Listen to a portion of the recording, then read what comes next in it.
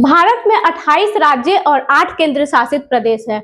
लेकिन इन सब 28 राज्य और 8 केंद्र शासित प्रदेश में किस राज्य या किस केंद्र शासित प्रदेश की हवा और पानी सबसे साफ है? तो सबसे साफ हवा और पानी अंडमान निकोबार की है, जो कि बंगाल की खाड़ी में अवस्थित है और ये बहुत सारे द्वीपों में बटा हुआ है। तो अंडमान निकोबार के बारे में देखते हैं कि अंडमान निकोबार कुछ इस तरह से दिखता है।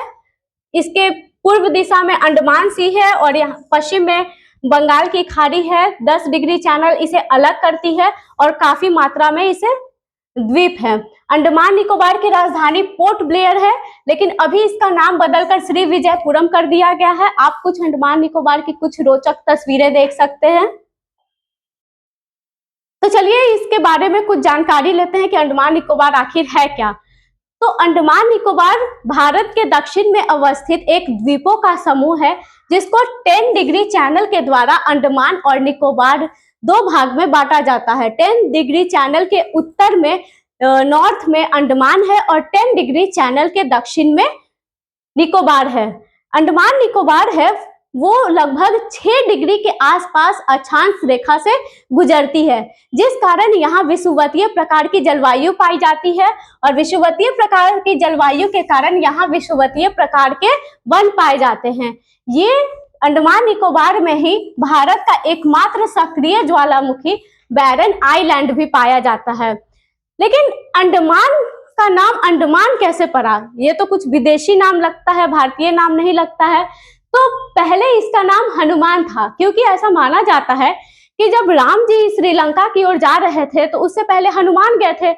हनुमान ने पहले जाकर विश्राम किया था, वानर सेना के साथ इस द्वीप पर श्रीलंका जाने से पहले विश्राम किया था, तो इसका नाम उस टाइम हनुमान था। लेकिन जब अंग्रेज वहां गए और वो इसका सही से प्रोनाउंसिएशन नहीं कर पाए, उच्चारण नहीं कर पाए, हनुमान नहीं बोल पाए, तो उन्होंने हनुमान को अंडमान अंडमान करना स्टार्ट कर दिया, शुरू कर दिया।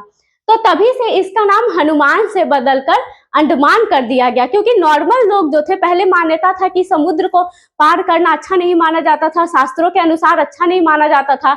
लेकिन अंग्रेजों का हमेशा वहां जाना आना लगा, सेलुलर जेल बना और भी उन्हें समय बिताना अच्छा लगा वहां जाकर, तो वो अक्सर वहां जाते थे और उन्होंने हनुमान की जगह अंडमान करना स्टार्ट कर दिया और तभी से अंडमान द्वीप का नाम अंडमान पड़ गया। यहाँ टोटल आप अगर काउंट करेंगे तो टोटल 572 द्वीप हैं, लेकिन छोटे बड़े और द्वीप मिलाकर लगभग 800 से 572 है।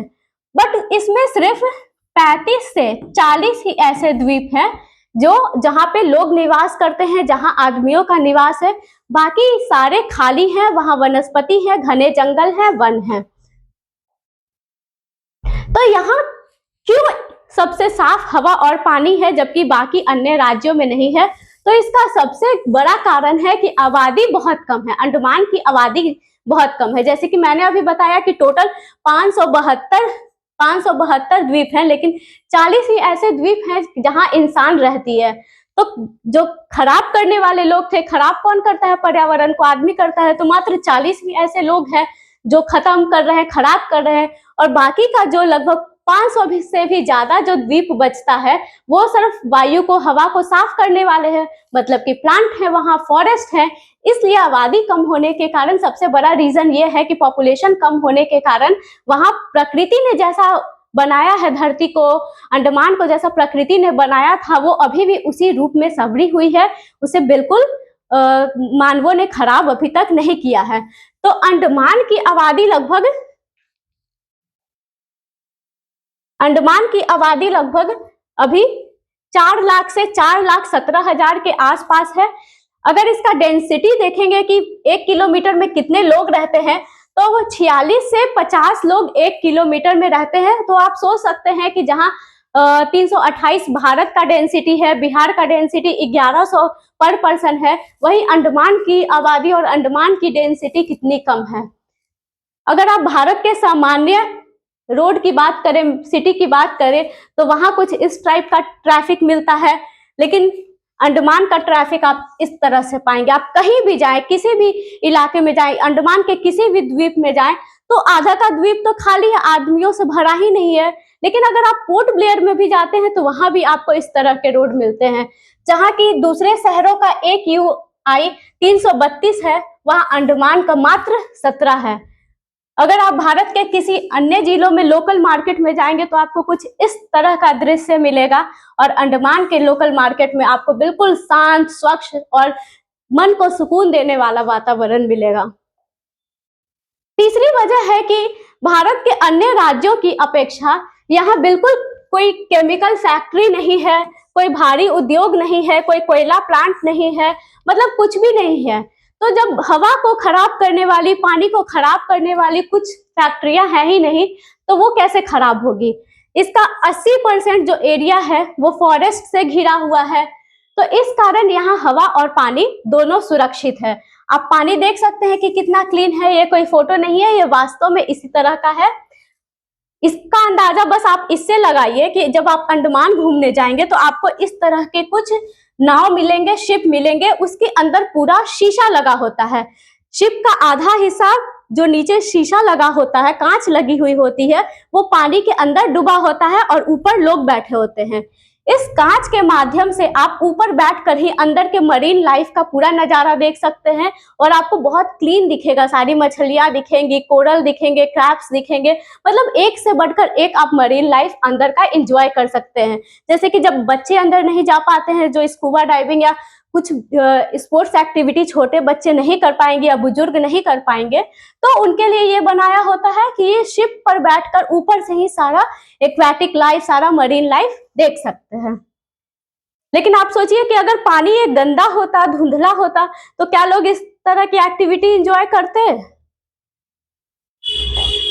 तीसरा कारण है कि घने जंगल और समुद्री हवा है।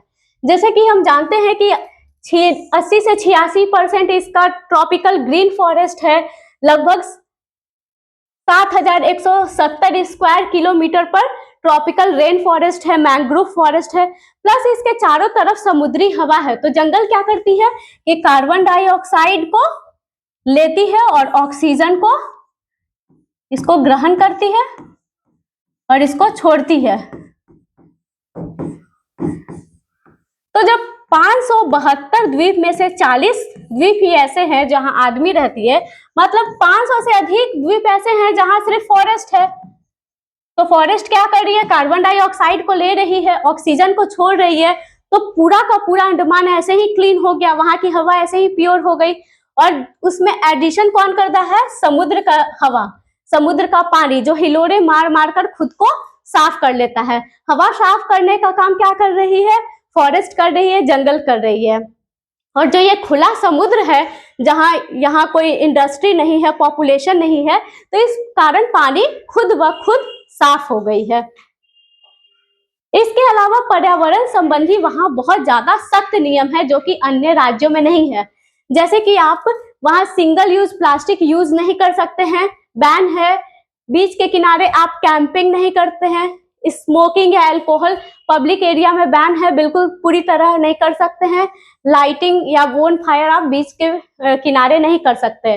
जैसे कि आप गोवा में जाते हैं तो वहाँ अल्कोहल बीच के किनारे पूरी रात चलती रहती है, पार्टी चलती ही रहती है, या आप स्मोकिंग कर सकते हैं वहां जाकर। लेकिन अगर आप अंडमान में जाते हैं तो ऐसी आप कोई भी एक्टिविटी नहीं करेंगे। आप तो वहां देर रात जाएंगे नहीं बीच पर, क्योंकि बिल्कुल अंधेरा हो जाता है, वैसा वहाँ कल्चर नहीं है, वहां के लोग अभी उस टाइप के कल्चर को अपनाए नहीं है, और सरकार भी इसके सख्त विरोध है। तो इस कारण, इन सब नियमों के कारण ही प्रकृति के द्वारा बनाए हुए जो वातावरण है, पर्यावरण है, अभी वो बिल्कुल सुरक्षित है। तो अंडमान हमें ये सिखाता है कि विकास किया जा सकता है, मनोरंजन भी की जा सकती है, लेकिन प्रकृति पे दांव में लगाकर नहीं। प्रकृति को सुरक्षित रखकर भी विकास कर सकते हैं, मनोरंजन कर सकते हैं और अपना जीवन जी सकते हैं। अगर वीडियो अच्छा लगा तो प्लीज चैनल को सब्सक्राइब करें, लाइक करें और कमेंट करें।